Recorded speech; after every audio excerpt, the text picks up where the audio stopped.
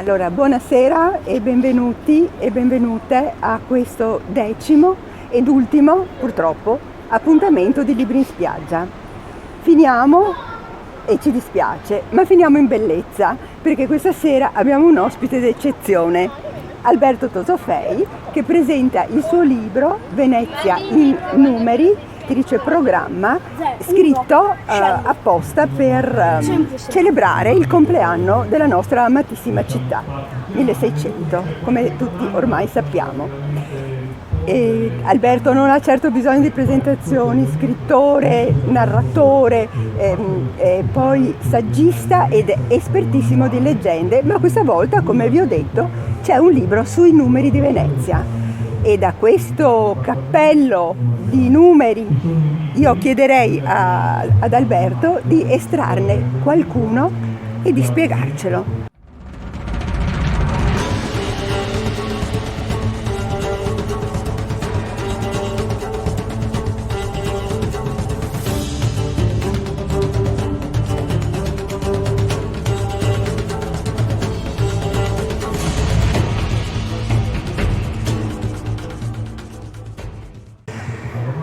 L'idea nasce appunto per celebrare questo compleanno sicuramente leggendario, ma assolutamente importante.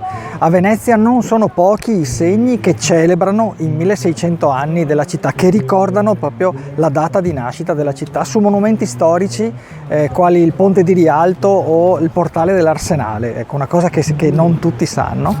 E i numeri mi sono sembrati la chiave ideale per raccontare questa storia appunto lunga 1600 anni, che ha visto 1100 anni di Repubblica con 120 dogi, e sono numeri a volte semplici oppure frivoli, come 1197, che è il numero delle calli di Venezia, o 197, che sono i rii cittadini, 198, o per altri versi appunto frivoli come 11.654, che sono le cortigiane, il numero delle cortigiane ufficiali ai primi del 500 secondo Marin Sanudo, un numero curioso che non so come abbia potuto ricavare, però insomma che ci ha donato. Numeri meno conosciuti però molto emblematici, 69, che è il numero di volte in cui Venezia viene colpita dalla peste nel corso della storia. Noi ne ricordiamo 2 di pestilenze, in realtà sono state molte di più, e il fatto che noi ne ricordiamo solo 2 è perché Venezia ha saputo difendersi molto bene, con alcune invenzioni come i lazzaretti, la quarantena, che sono parole veneziane,